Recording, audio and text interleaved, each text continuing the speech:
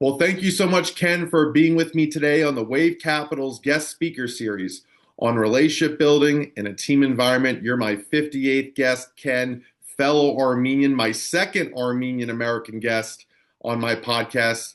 Our great Tim Kirkchin, fellow Armenian, was my first. How are you today, Ken? Great, thank you. Good to be here. Great to be with you.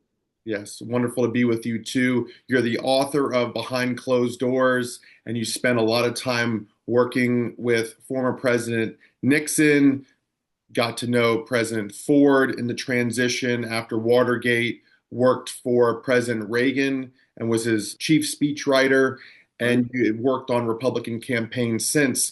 Ken, when you think of relationship building in a team environment, what does relationship building mean to you? Well, it means teamwork.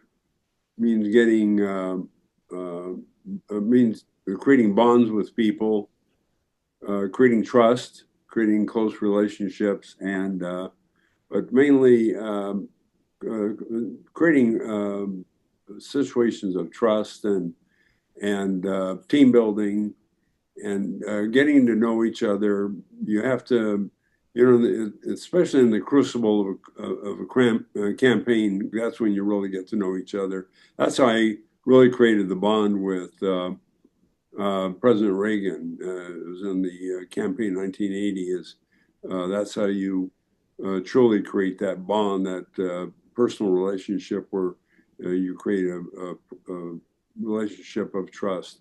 But then in later times, when I ran campaigns like for Governor Duke Majan here in California, or Dan Lundgren or Bruce Hershenson for U.S. Senate, and that's when I had people working with me, and it was a situation where you had people depending on you, and then you have to give credit to people when they work hard, when they come through for you, and you don't just constantly pressure them to do things. And then when they do come through, you give them credit, and that builds relationships. So that's teamwork. It's like sports, really. Politics is like sports. It's very much like sports.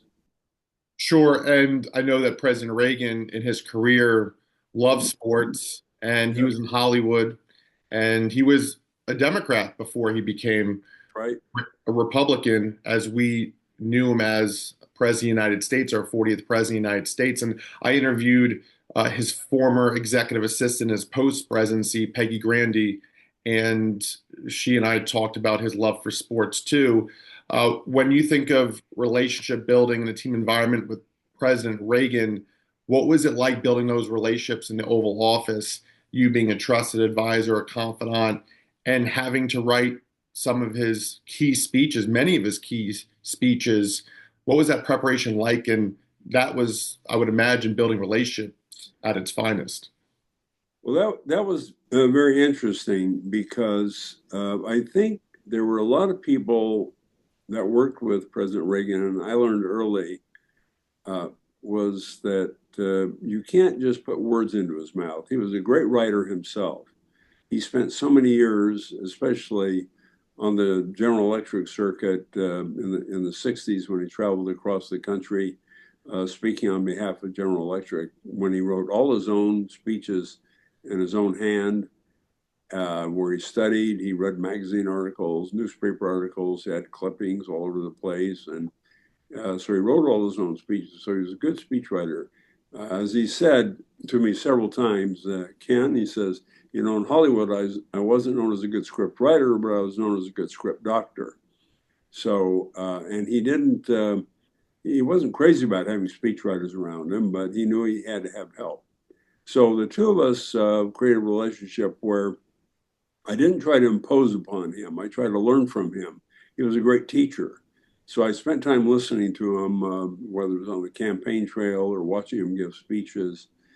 And he was a great teacher. One of the things we had in common was that you can see all these gray hairs on my head, and was that we both grew up in the age of radio, and that was before you saw things on television.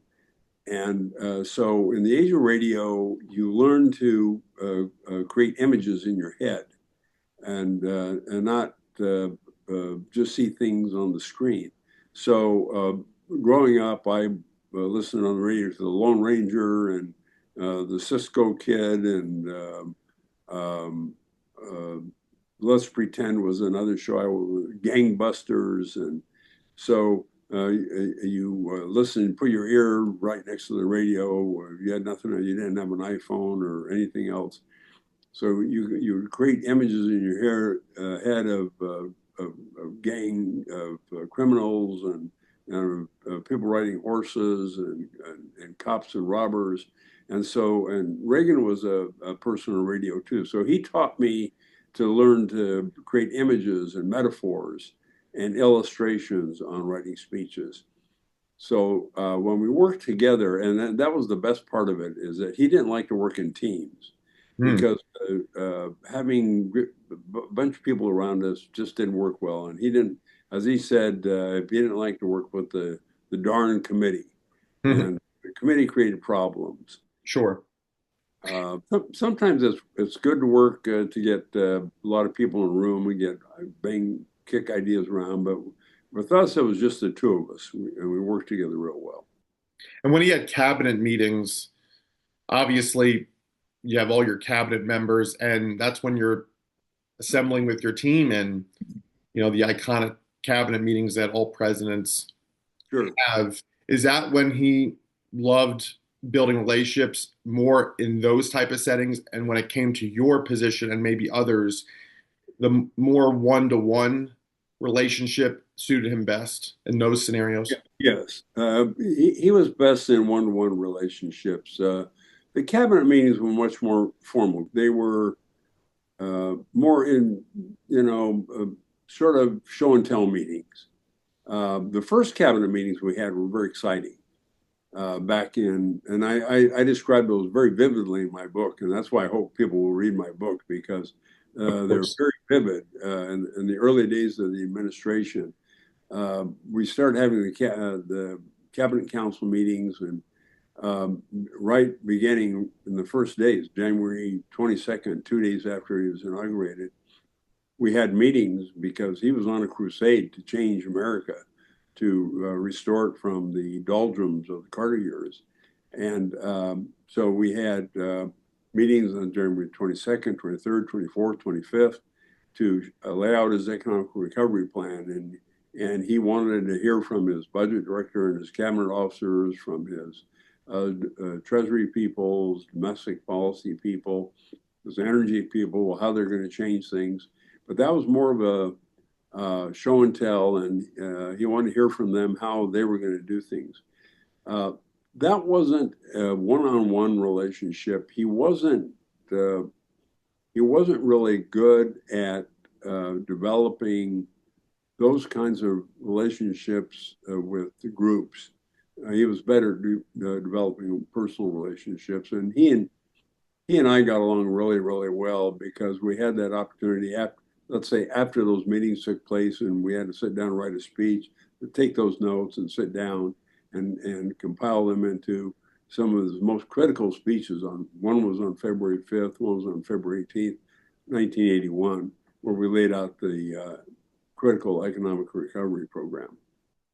And did he know you prior to 1980 when you worked in his administration, because you had worked in the Nixon administration around the Watergate scandal too? And then I read that you briefly had worked with Ford in that transition from Nixon to Ford when Nixon resigned and Ford took office. Did President Nixon or President Ford ever mention you to Reagan, or did you have opportunities to even converse with President Reagan before you officially worked with him in his administration? I had two opportunities. One, when I was a senior at UC Santa Barbara, he was running for governor, and so one of the privileges I had as student body president, I got to introduce speakers on campus, and he was running for governor, and I said, hey, why don't we have the candidate Reagan over to the campus to speak? So I introduced him to the student body. So that's when I first got to meet Ronald Reagan, 1966. So Incredible. he wouldn't remember me. He never remembered me from those days, although I told him that's when we met back in 1966 when I was 21 years old. Sure. But then I did work with him briefly when he was a candidate in the primaries in 1980. I briefed him on agricultural issues because I was one of the few people that knew anything about that knew how to spell farm, FARM, because no one else had come from agricultural background, and I was raised on a farm in the Central Valley of California. Of course. So I had briefed him during the New Year's holidays in 1980, but he really didn't know who I was. And I did work with him on some research issues and a couple of speeches, but he didn't know who I was one-on-one, not until I joined the campaign in the third week of September in 1980. And even then, it took me a couple of weeks to create a relationship with him because he was a little guarded in how to get to know people, and until he saw that I could prepare some good language for him, some good speeches, until he saw that I was someone that had an intuitive feeling for relating with him, and especially with Mrs. Reagan at his side. That's when we first started catching on, and when I gave him some really good, clever lines that would end up on the networks at night. It was probably mid-October to late October of 1980 when he figured out finally that there was somebody in the back of that campaign plane that he could relate to. Unbelievable, right? And that's so well stated that you had to gain his trust and even Exactly. Mrs. Reagan's trust. Exactly, precisely.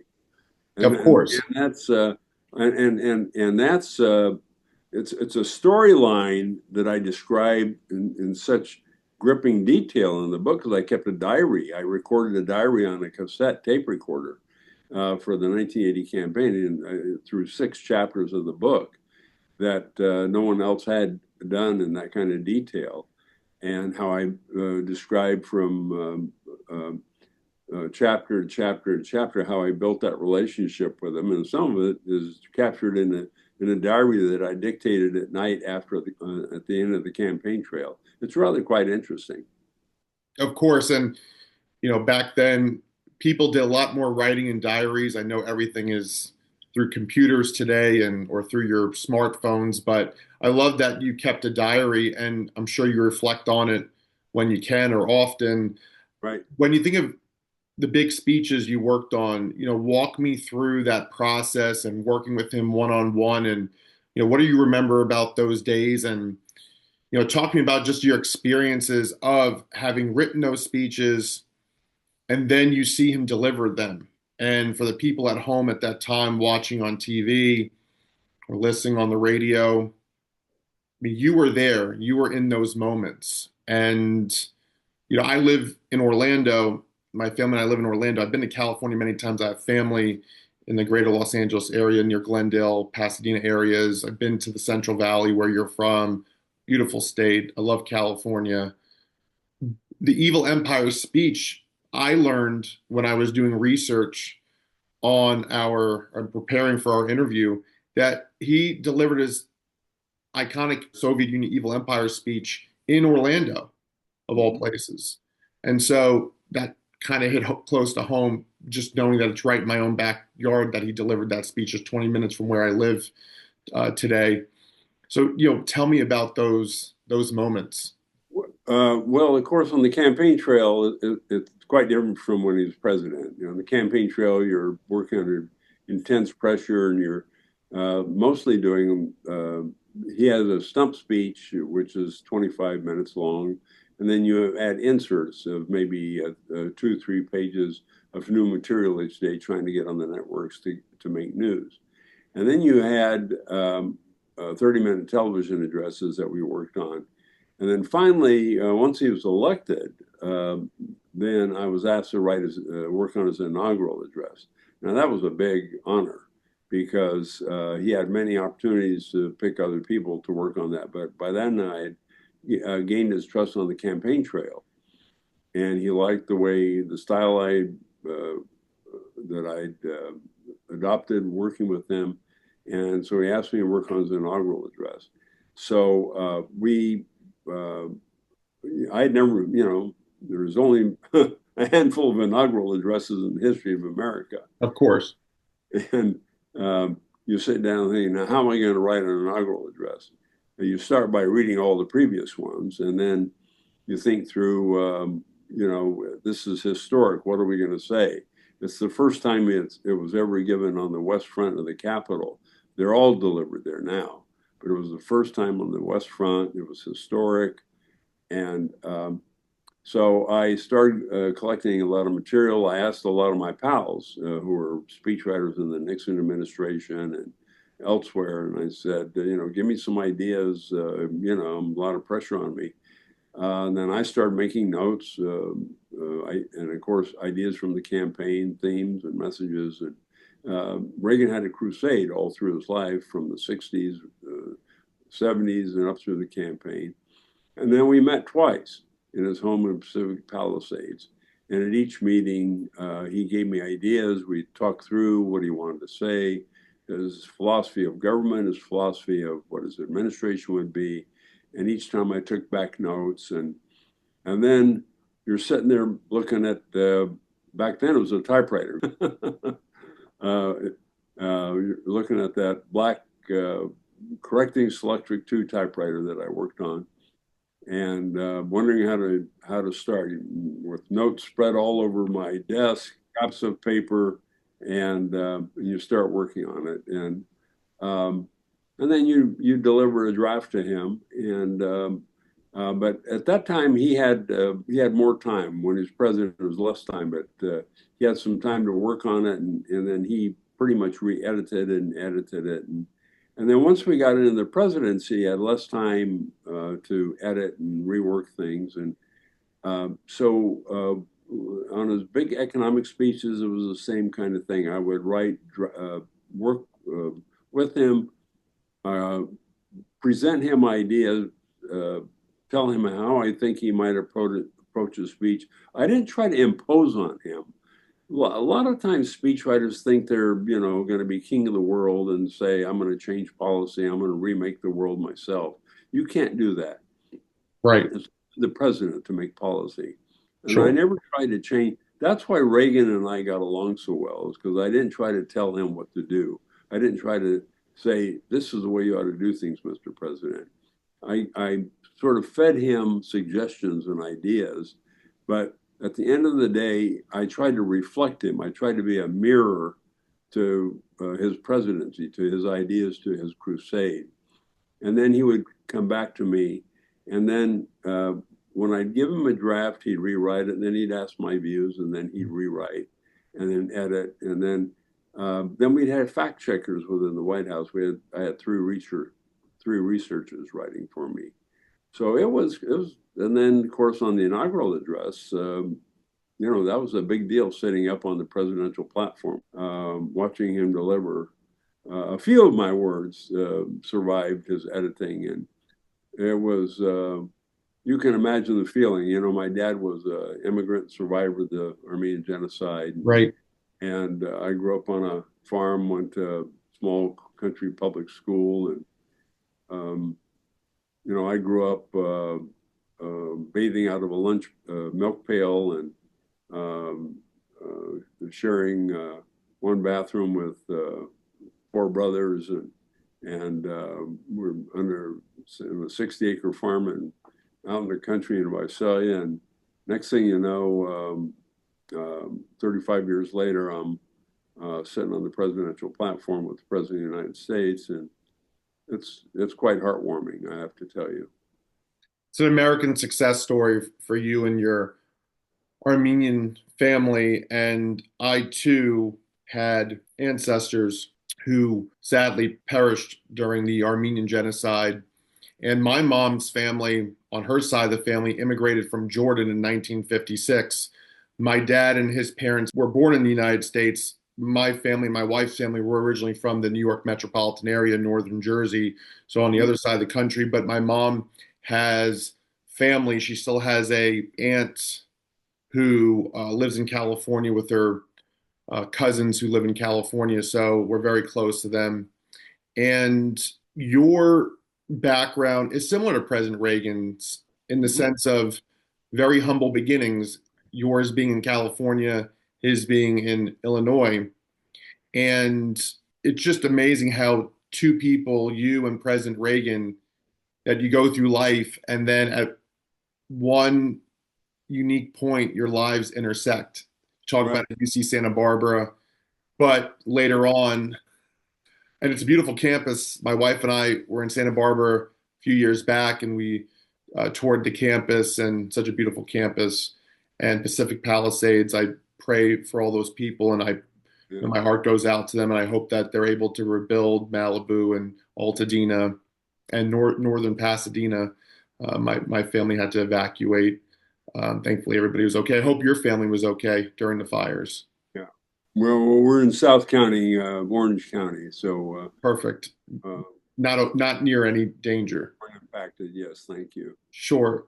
So my point is that you both had humble beginnings, Yeah. and so was that a way that also you could relate, or that you both were able to relate? Did you ever talk about each other's childhoods and how you came up, and how Well, you got to work together? we didn't talk about it. I think it was unspoken. It was the same thing with President Nixon. I mean, he had the same humble beginnings. And interestingly enough, President Nixon spent a year and a half in the San Joaquin Valley growing up, learning piano lessons from his aunt Mm, about 20 miles from where I grew up in Visalia. And his mother sent him to take piano lessons in a town just about 20 miles from Visalia, where I was raised. hmm So he knew the San Joaquin Valley pretty well, and he had a lot of humble beginnings. So I think we just shared it without talking about it that Sure. much. It was, but and I think both presidents, we shared a California um, outlook, a Western outlook that was quite different from the outlook of people who grew up in the East. It was funny when I went to Columbia Law School. I had a different feeling than a lot of my classmates, many of whom were from the East Coast and from New York or um, Boston or Jersey or Pennsylvania or Virginia or something like that, and they saw the West Coast as sort of still pioneer territory in a way, and I was sort of an outcast. I feel like for a year or so. And it's interesting because I've been to California many times. My wife and I love, vacationing out there, and I Yeah, have family out there. And it's interesting, on one side of the spectrum, it could have been seen even 50, 60 years ago as new territory or this new frontier where the East Coast is more elite or Ivy League, more established, especially in Washington, in terms of how you think. But California today has the fifth largest economy in the world, and it's the birthplace of innovation and technology and Hollywood and discovery, and whether it's arts, the sciences, whether it's, people who are famous journalists have come out of California, doctors, lawyers. I mean, both coasts have very comparable things to offer and have contributed mightily to American society. And it's interesting you framed it that way, but I agree. I mean, when I go out to California, it's totally different, but in a good way, in a very positive way. And I think that's was a great benefit for you, is that you could relate to President Reagan, coming from California and having that mindset, having that vantage point that served you well in the role. And your book is called Behind Closed Doors. Ken, so talk me through, what do you feel, in addition to what we've discussed so far, working on the campaign and helping President Reagan get elected and writing his big speeches, like his inaugural speech in particular, and many others. But what did you feel that you were learning or grasping from the president or gleaning from that the American people, the everyday American voter, wouldn't have known about President Reagan unless they read your book and what we discuss on this podcast? If you feel free to share some thoughts. Sure. I think partly what one of the things they wouldn't know is that he didn't he didn't have a lot of close personal relationships. He and he was guarded in his personal relationships. That one thing is that I feel fortunate is that I was one of the handful of people within his staff and within his circle of people around him that he was able to create a bond with and had a comfort level with, and that's a theme that goes through some of the chapters of my book about Reagan, is that I call, the book is Behind Closed Doors in the Room with Reagan and Nixon, is that with both of the presidents, I had a close comfort level and a bond, but with Reagan especially, and that's why I was brought in so many times in crisis situations with President Reagan, because the other staff members or other writers, while they were capable and creative, and they, in certain situations, they didn't have that relationship where Reagan could look across the table and say, hey, there's someone I know, that's a face I'm familiar with. I can relate to him immediately because I know Ken, because I went through the campaign with him in 80 and in 84. So that, for example, when we did our commercials in 1984, the so-called Morning in American commercials, and they needed somebody to film those commercials with him, and they had to have somebody sitting across the table filming those commercials. The director and producer needed somebody that could talk to Reagan across the table while the cameras were running, that Reagan had a conversational level with, that he had with no one else. So he wasn't, while people would look at Reagan as someone who was genial and friendly and open and say, gee, this is someone that isn't he a great guy that can you could be in a room with and feel comfortable with, but he wasn't always comfortable with in crowds. So if you see him popping jokes and telling stories and about Hollywood or Bob Hope or Doris Day or telling a baseball story or something like that, it's largely because he's not very comfortable. And his campaign manager, Stu Spencer, had a very astute observation about Reagan. He said he needs to wake up in the morning and see a familiar face, and that was very astute about him. And the other thing that's really that pops out, I think, in this book, especially as people are going to learn, is that Reagan and Nixon had a good relationship, and that they're going to be surprised at how close Reagan and Nixon were in terms of the two campaigns and how Nixon advised Reagan. And that's one of the things the role I played as an intermediary between the two presidents and the two campaigns.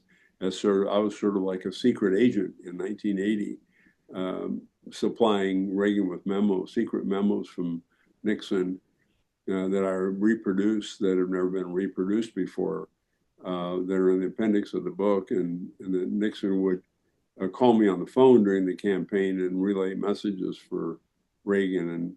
And while Reagan didn't just wholly depend on these for information, but he found extremely valuable the advice Nixon would give in both the 1980 and 84 campaigns that I would pass along because I was on the campaign trail. Mm.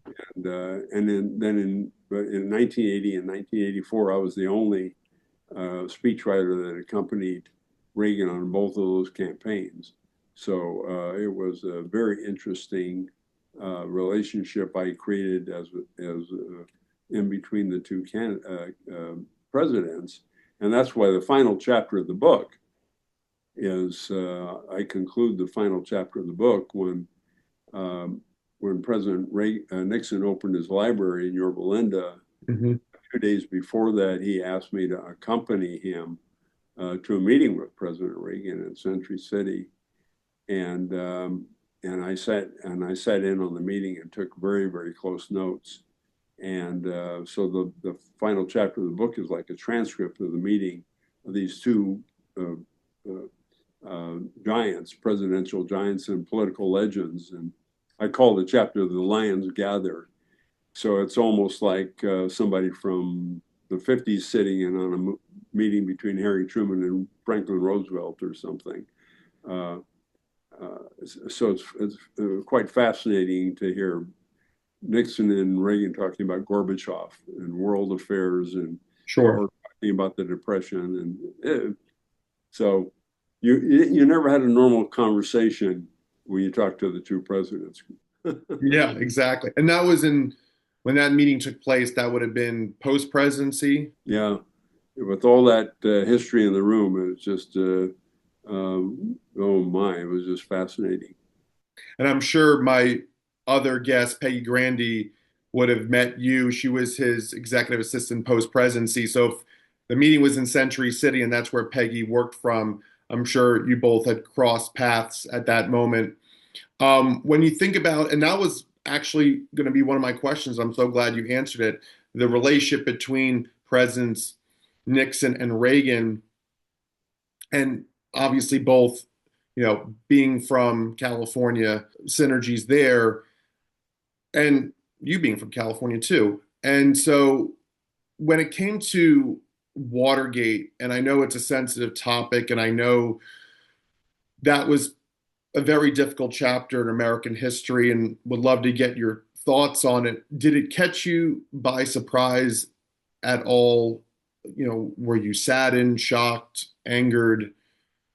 Whatever you feel comfortable sharing for my audience. I know, again, and I want to be respectful because people who fondly think of President Nixon and worked in his administration perhaps more or less have a different viewpoint, but I want to be respectful, and on behalf of my audience and viewers to be respectful of that viewpoint, because you were one of the people who worked in that White House or a part of that White House. So I would love to just hear your thoughts. And what did President Reagan, did he ever share with you what his thoughts were on Watergate, many years later?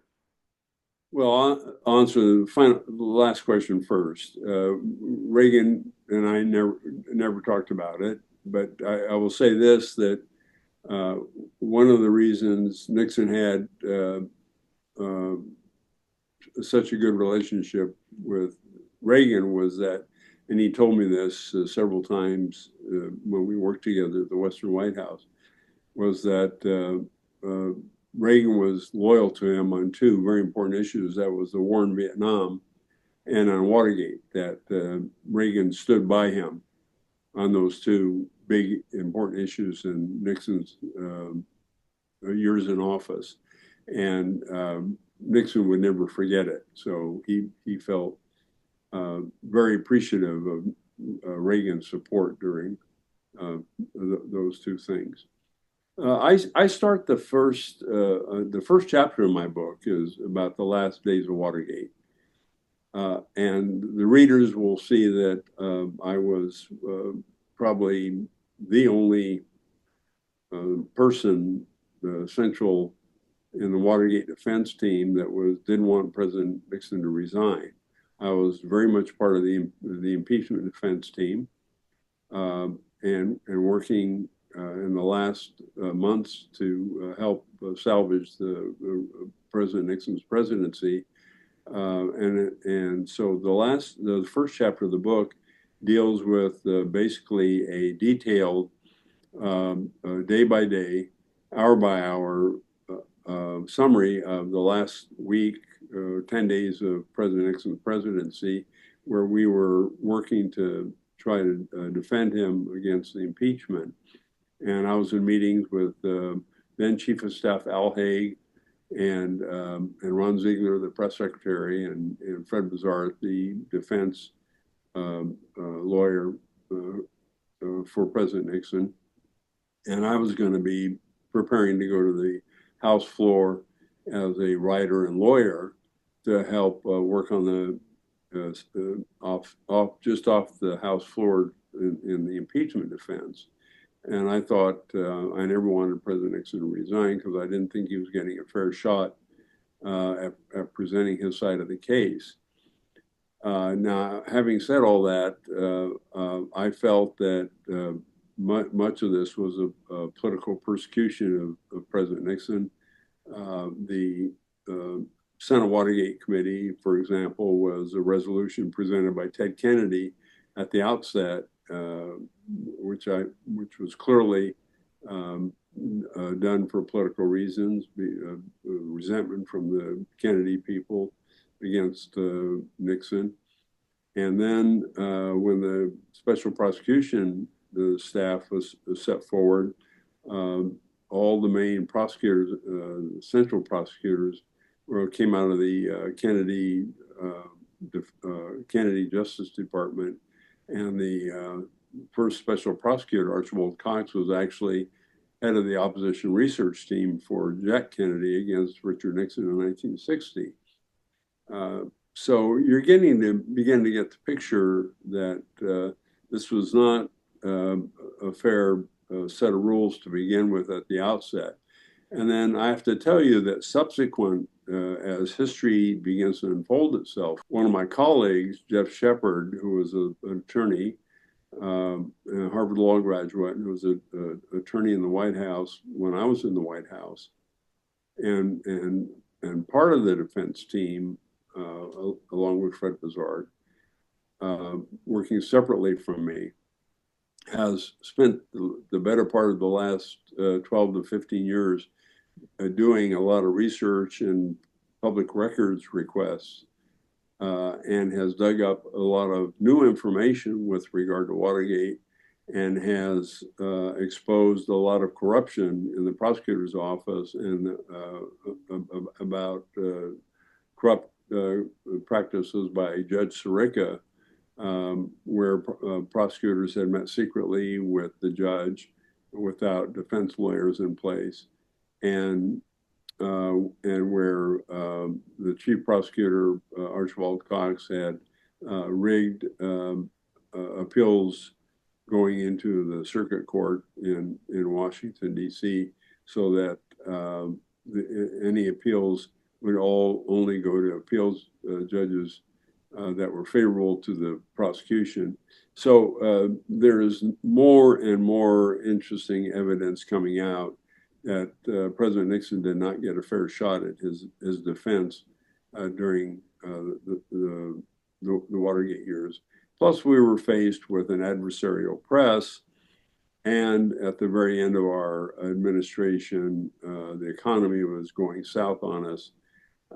After the after the Israeli-Arab War in 1973, there was an Arab oil boycott, and gasoline prices exploded by 35%. So you had a country that was very economically restless. So I would have to tell you, for young people, they need to study this history much, much more carefully than it's being presented, than it has been presented in some of the history books. So we'll all take another relook at what Watergate was and is, but they should know that at the outset, of course, President Nixon did not know about the Watergate break-in, and a lot of what came afterwards, he was surprised to learn about.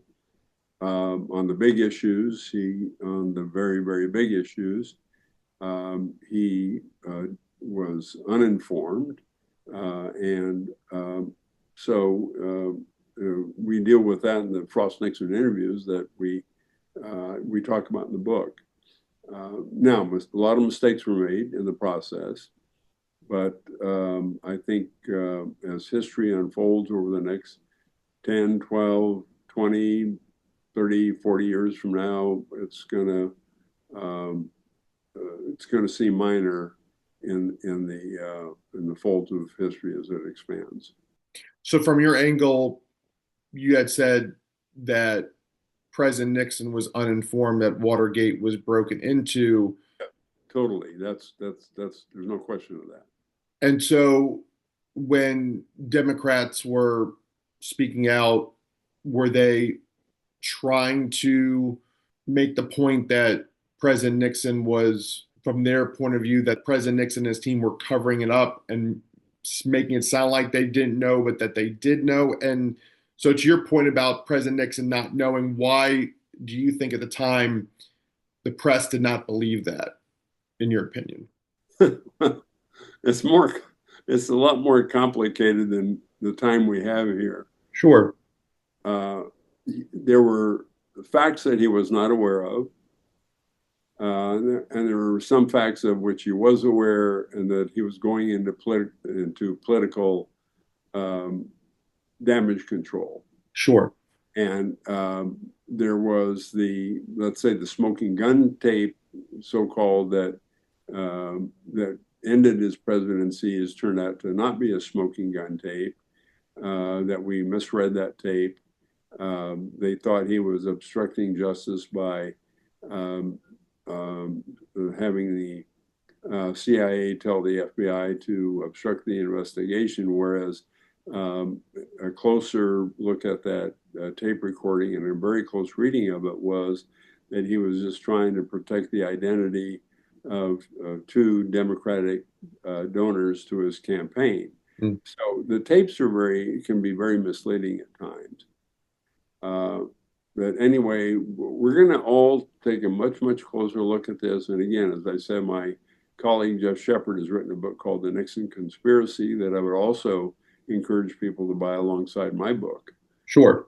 And they'll get a better, a fuller look at this. And but some of the things that he was accused of, whether it was looking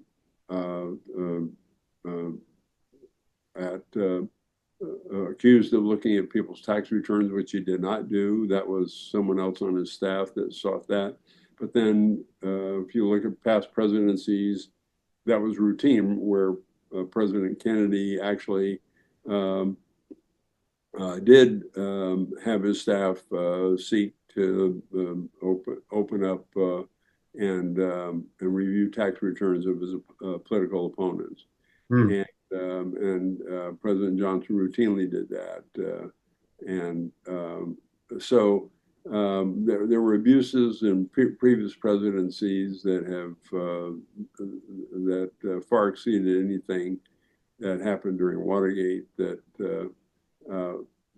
partially President Nixon was disliked, going back to his years when he exposed the Hiss case, and he was not liked in the press because of the campaigns he ran.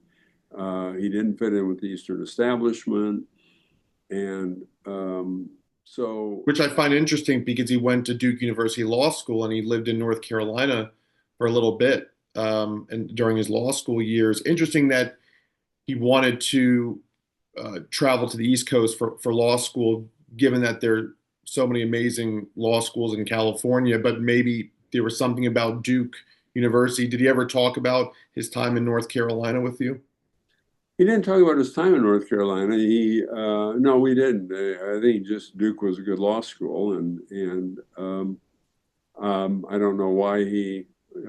That's interesting. We never talked about why he went to Duke and sure and somewhere else, but it was a good law school, and he got a good legal education. If he never resigned, he would have finished his term January 20th, 1977. And what's interesting is that that's when President Carter was sworn in. But you mentioned about, oil prices and gasoline prices going up, and because President Carter during his years he had to deal with the gasoline shortages, and that, was one of the things that really derailed his presidency. I know from, a conservative perspective, a Republican perspective, those 4 years of Carter and the shortcomings that occurred, and it opened the door for a Republican to get back into office. But just from a historical perspective, or just more context, if to your point that those things were happening already as early as the time right before Nixon had resigned, because you had mentioned that the economy was going south, and probably the sentiment of seeing an embattled presidency. Uh, but to your point, things that you felt were, or many people in Nixon's circle felt, that it was unjust, or that he was being wrongly accused about whether of what he knew about Watergate. But from an economics perspective, wrong place, wrong time, I guess, for a Carter administration. I know that there were other things, the Iranian hostage crisis, and President Carter felt that to his point, he felt that he helped with that crisis, although the hostages were released minutes after Reagan took office. Just curious about what the 70s, because you had, Nixon served, Ford was in the mid 70s, then you had Carter to finish out the late 70s, and 1 year obviously going into the 80s. So to have three US presidencies in a 10-year period, that's just that's hard to fathom, because there's so much history that occurred, and you talk about it being so complicated to talk about Watergate in the time that we have on this podcast. But you were a part of a lot of historic steps, if you will, in terms of presidential history, and what had to ensue and what had to occur for it to happen the way it did. Well, there's no question of that. I just want to make clear, I don't think that anybody can hang on Nixon the disaster of the economic disaster of the Carter presidency. I mean, the inflation and the mortgage rates going up to 18%, inflation going up 13%, unemployment going up to 8%, and the Carter administration has to take direct responsibility for. That was not, you can't lay that on anything that was done during the Nixon years. Plus, you have to remember, Nixon had an adversarial Congress during the entire time he was in the presidency. He never had a Republican Congress that he could deal with. He had Democrats running both the House and the Senate for the entire 5.5 years he was in the presidency. Sure. So he wasn't running everything. And which is interesting you mentioned that, because when Reagan took office, there was a lot of the Reagan Democrats who loved Reagan, who supported him. He was able to get a lot of Democratic support. And I think the Republican Senate when we came into office. Sure. Yeah. Did Reagan have an easier time getting Democratic support than Nixon did, in your opinion? Well, in the early 1980s, we did. Yes. Well, of course, we had the Republican Senate in when we got elected, and then we had what we call the Blue Dog Democrats. Yep, the Blue Dog Democrats, the moderate Democrats, and plus the economy was such a disaster that they didn't want to have to carry the burden of Carter. Sure. 1981, 82, 83. So, and by 1984, when he ran for election, mm-hmm. when we won 49 states and fell only 6,000 votes short of winning 50 states, losing Minnesota by only 6,000 votes. Mm-hmm. Reagan was on a popularity roll. Of course.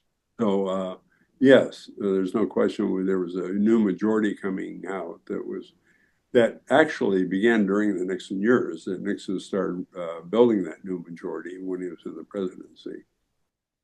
Sure. And I think, would you say that people or voters, people who worked with you for Reagan, did they ever stop and think there was so much maybe President Nixon did, to your point, that helped build up the party at that time, that because of Watergate or just other things in the way that Nixon went out, that people don't stop and think about the good things that Nixon did, whether it's opening up trade with China or, things from an economics, perspective. People don't really associate nowadays under the Trump administration of globalism and President Trump with the tariffs being what they are and raising those tariffs. And he did so on 185 countries, and the tariffs on China, which I believe is up to 145% in recent weeks. Reagan wasn't big on tariffs. I watched a YouTube video not too long ago, and one of Reagan's fireside chats, if you will, he had said point blank that tariffs can work to a point, but it's not supposed to be a long-term solution in terms of negotiation. I think that's one of the things that, talking with you, Ken, where I see a difference of today's Republican Party under President Trump and even just 10 years ago, before President Trump had announced that he was running for his first term. Mitt Romney was the head of the party 3 years prior. John McCain was the head of the party, 4 years prior in '08. So I have a few questions. One, the economic viewpoints of, let's say, a Nixon or a Reagan. And Reagan, interestingly enough, he recognized getting into a second term. He had spoken publicly about this, I believe, where he knew that illegal immigration or undocumented immigrants, it was already starting to take effect in terms of people crossing the border illegally. Although he's on record saying that, if there's a way to get them on a pathway to citizenship, and the fact that they want to become Americans, and we have to find a way to, find comprehensive immigration reform to allow these people to achieve the American dream. And then if you look back at Nixon opening trade with China and shutting down those trade barriers, do you personally think that we will maybe get back to that time under the Republican Party with a Nixon or a Reagan from an economic standpoint? Or do you see with President Trump not having, or maybe not sharing that viewpoint as we continue now into the 21st century? You're asking me to be prophetic. As best you can be. I mean, I really appreciate your time. I mean, I think that because you're an historian and because you lived through so many presidential cycles, it's for a millennial like me, I'm going to be 37 next month, so my parents are your age. They were born in 52, so a little bit younger. But they remember when, Nixon was president, Dwight D. Eisenhower's Sure. vice president, and obviously they lived through the 60s, where your childhood was more a decade earlier in the 50s. But yeah, from a prophetic standpoint, I should say, what are your thoughts on that? And I know it's probably more complicated than it probably sounds. Well, the fundamentals, I get asked this a lot. I think the fundamentals of our party have not changed. From Nixon to Reagan to Romney to McCain to Trump, the fundamentals of the party are such that the belief is in less government, lower taxation, secure borders, a strong national defense, a firm foreign policy. Within that framework, you have different ways of approaching things, and it's like water that it all eventually seeks its own level. And Trump had great successes in his first term. by trying to get a grasp on some of the excess of government, and great successes in reducing taxes and slowing down some regulation. And by his economic successes were very substantial. The economy grew very substantially in his first term. Taxes were lowered, the GNP grew, unemployment dropped, and unfortunately, the pandemic really gave the economy a really big hit. And now what happened under President Biden really took a big hit under the economy with enormous inflation. It sort of went back to the Carter years, and where they flooded the economy with money and started the inflation, and now Trump's trying to get control of things. Now, as for the tariffs, I'm really not an economic expert.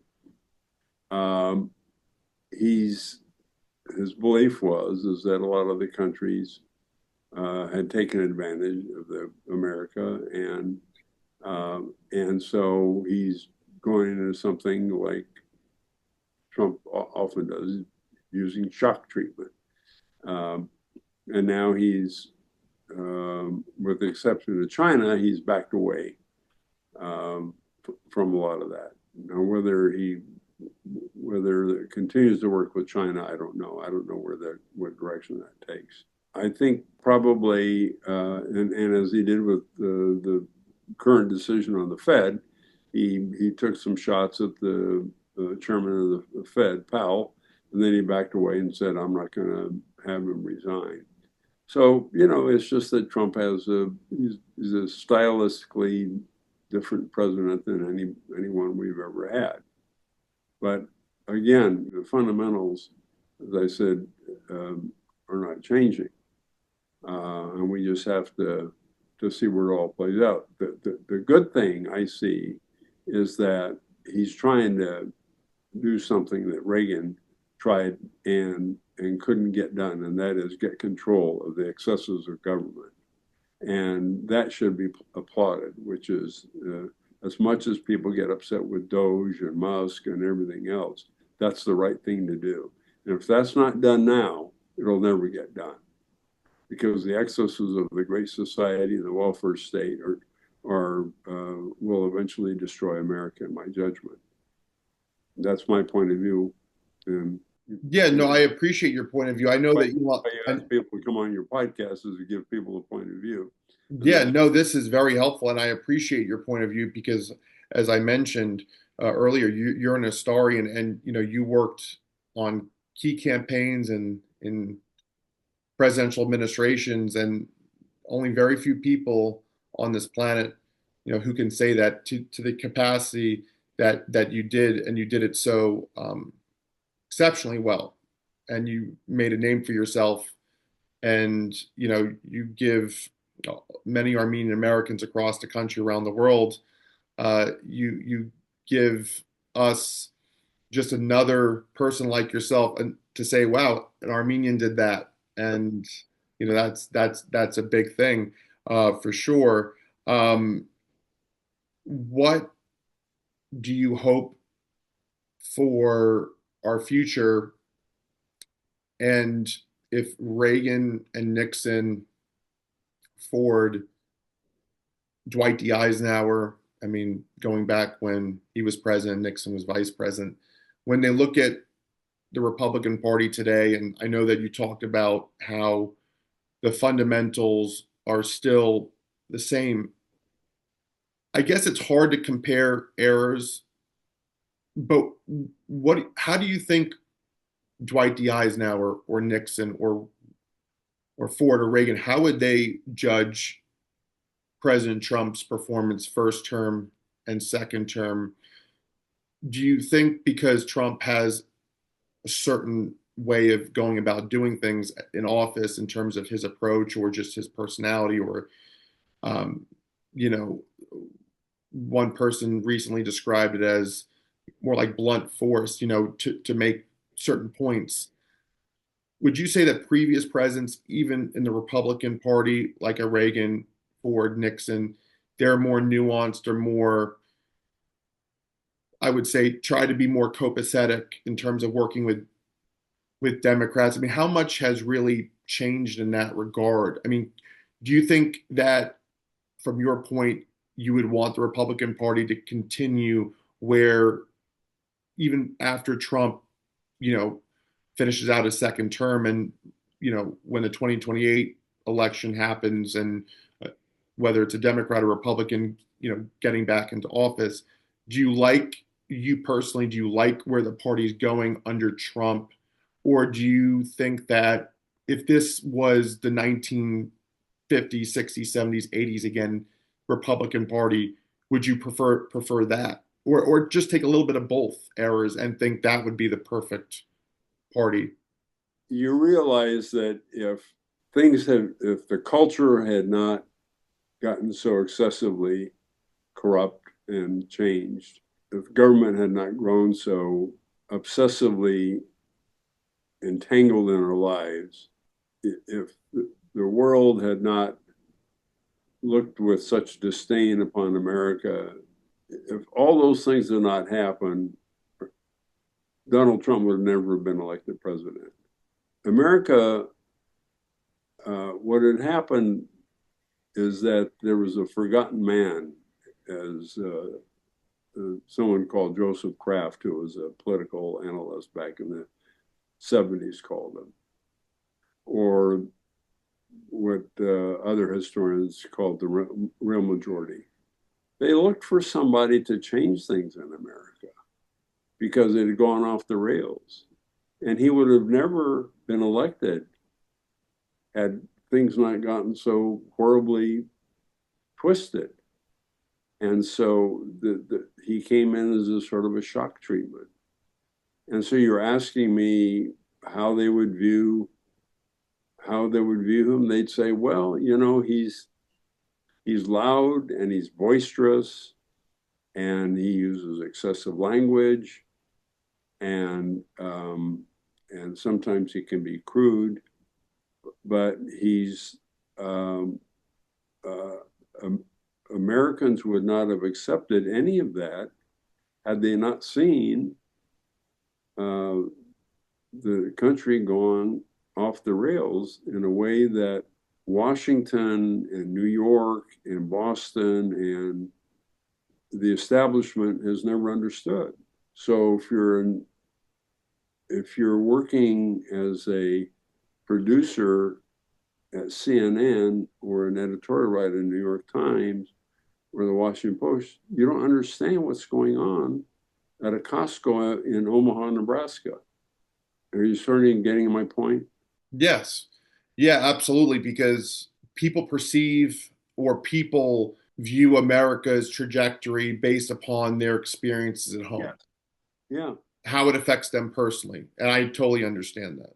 And I think that it's interesting you talk about Reagan, what he was trying to do. You felt that Trump has done a much better job of in terms of trying to put that shock treatment, if you will, on the federal government, because Nixon was all about limited government and smaller government. Why do you think Reagan, the things that he wanted to accomplish, given that he had a lot of support from Democrats, the Reagan Democrats, right, or the Blue Dog Democrats, but what were there things that you felt that Reagan, why do you think he was unsuccessful, whether it was in his term or George H.W. Bush's single term, or even during the Bush years?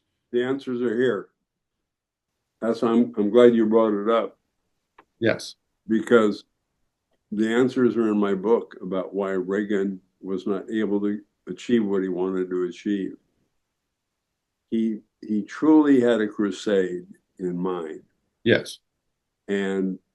but he had people within his own circle that didn't believe in what he believed in, Mm. and did not help facilitate where the direction he wanted to go. And he wasn't fully aware that they were there to blockade his policies. Meaning he wasn't, even though that he knew that he wasn't getting support within his administration by some folks, he, at the time, he didn't realize it as quickly as probably he could have, where the opposition was so great, and he probably, it appeared maybe disguised in a sense that there were people pushing back, and if he could do it all over again, he probably would have, replaced certain folks that aligned with more of his agenda. Is that where you're coming from? Exactly. And his relation with George H.W. Bush. People will be surprised when they read that in my book. That's why I'm disappointed it hadn't gotten more. That's why the Washington Post probably didn't review it, because they didn't want people to know. Where do you feel the most coverage of your book in terms of publications? Wall Street Journal reviewed it, and it's gotten coverage here in the West, and gotten coverage when I make presentations. Sure. And the relation with George H.W. Bush, how much were you aware of that, because you worked in the White House? So did you ever find anything interesting or unique, and feel free to share with my audience, about the relationship he had with his vice president, how much he emphasized that role working with George H.W. Bush? Oh, he had a great relationship with the vice president. And George Bush was an honorable man, and he always supported everything that Reagan did personally. The vice president really had no role in the ultimate policies and everything else. And George H.W. Bush being a single-term president, not until we saw with Trump being a single term, then Biden single term, but then Trump is the first president only since Grover Cleveland to have two non-consecutive terms. Yeah. But when you look at George H.W. Bush's single term, what could have the Republican Party done differently against candidate president or future President Clinton?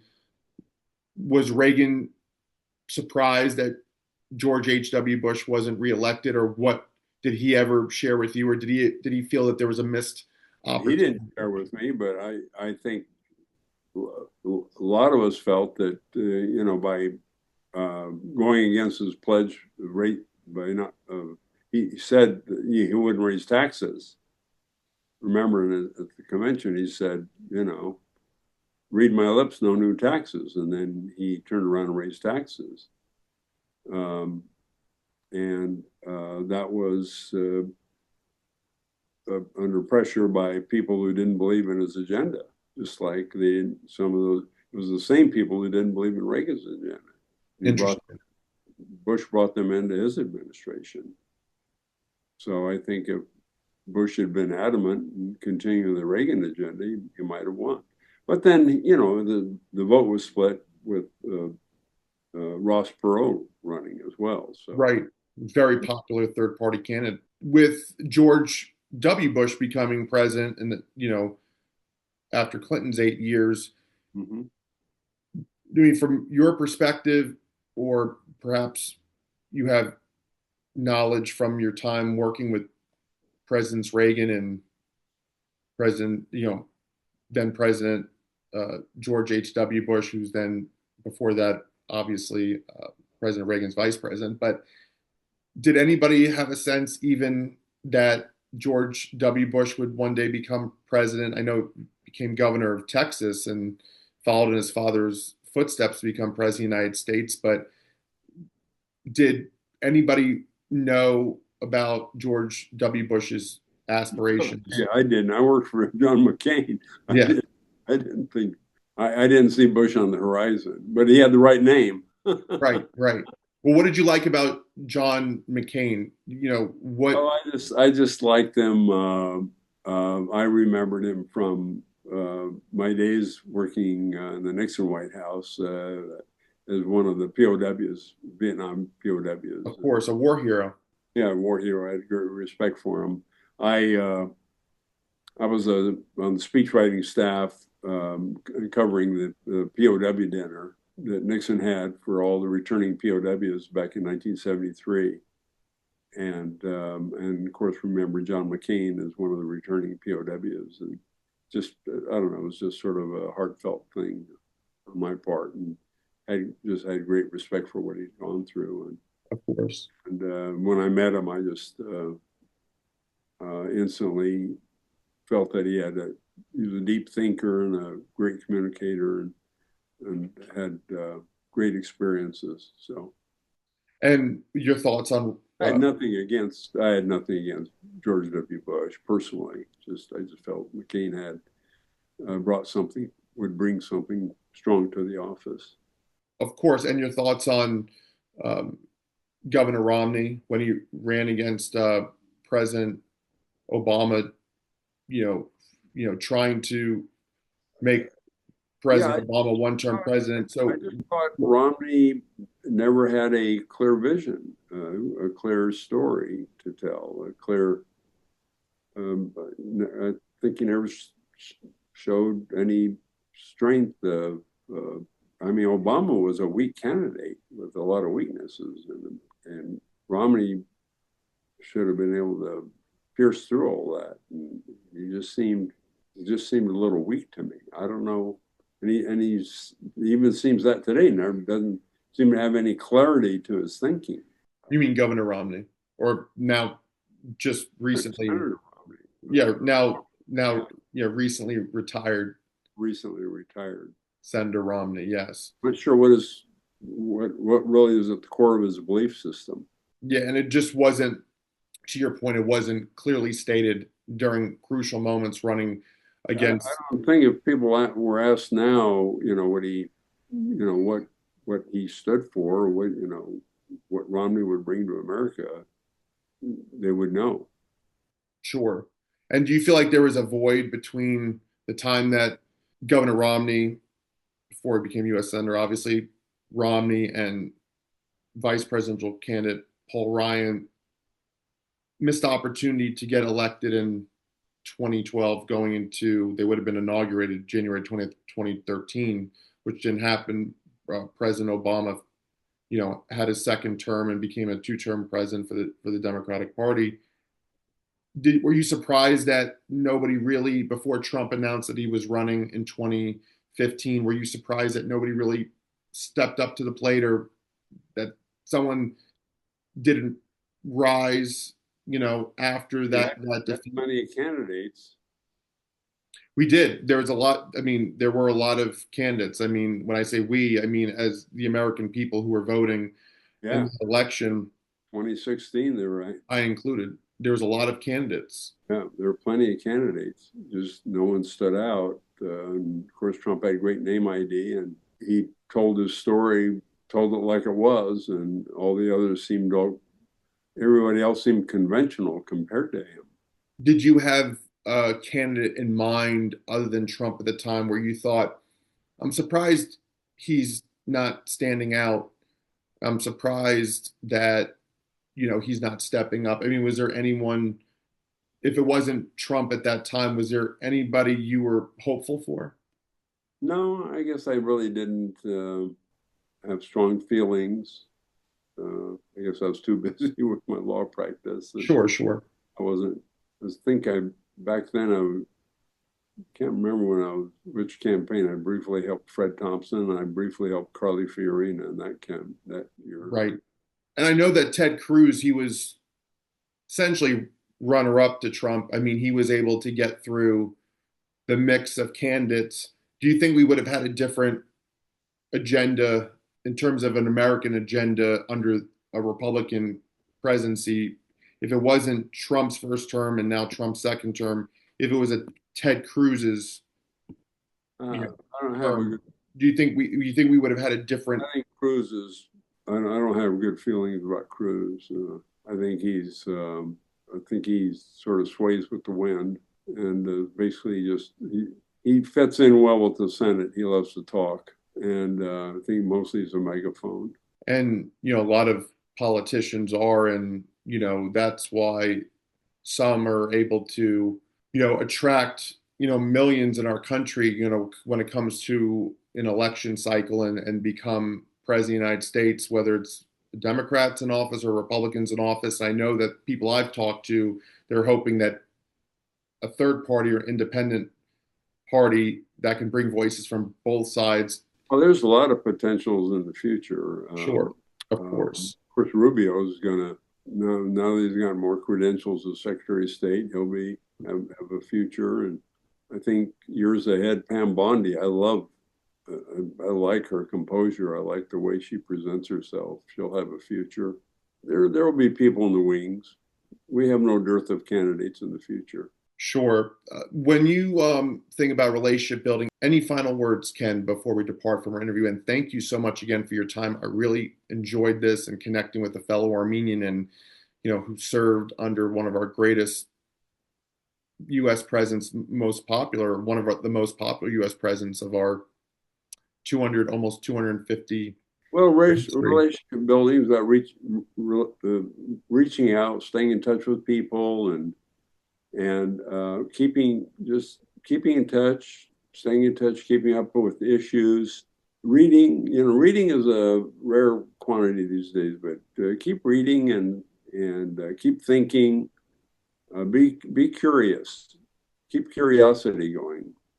That's great for relationships. Is to not the being all knowing about things. I mean, I'm talking today like I know it all, but I don't know it all. I still remain curious about issues, and I love reading and reading editorials. I love reading different views, hearing different views. I still watch different views on cable networks. I don't think I have all the answers, and if I don't have all the answers, I don't try to claim to know. So that's part of relationship building. Well, thank you so much for your honesty and thank you so much for your candid insight and all of this background. This has been extraordinary. Thank you so much, Ken, for being with me today on the Wave Capital's guest speaker series on relationship building in a team environment. Enjoyed it. Congratulations again on an incredible career in politics, and you're continuing to forge ahead and help the Republican Party, your party, have great success in the future. Can I have people go to my website, reaganandnixon.com? There's a lot of information there. I'd like them to go to reaganandnixon.com. Absolutely, and please, for the viewers at home, please go to the website and read Ken's book. Thank you so much, Ken, for your time. I hope you have a wonderful rest of your day, and I look forward to staying in touch and letting you know when this episode airs. And please promote it to your professional network and Sure, everybody. You take care now. all right, take care. Thanks. You're welcome. Bye-bye. Bye.